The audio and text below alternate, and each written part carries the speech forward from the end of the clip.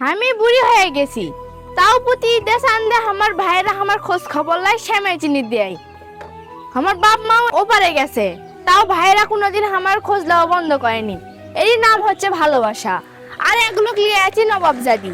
ঈদের চান্দে তো দূরের কথা, কোনো সময় খোঁজ খবরও নেয় না যে তার বেটিগুলো এবার ক্যাঙ্কা আছে। ঈদের চান্দে তো সেমাই চিনি দেয়ই না।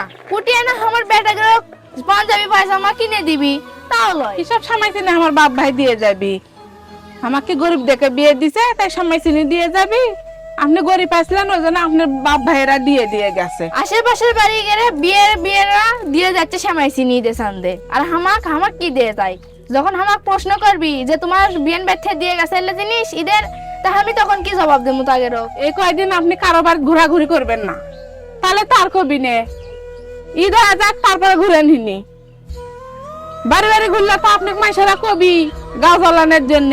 আর দেখেন আমাকে বিয়ের ব্যাট থেকে সময় চিনে আনছে, আপনি বিয়ের কোনো কিছু দিল না। আমি না হয় গরিব, এই জন্য আমার ভাইয়েরা দিয়ে যায়।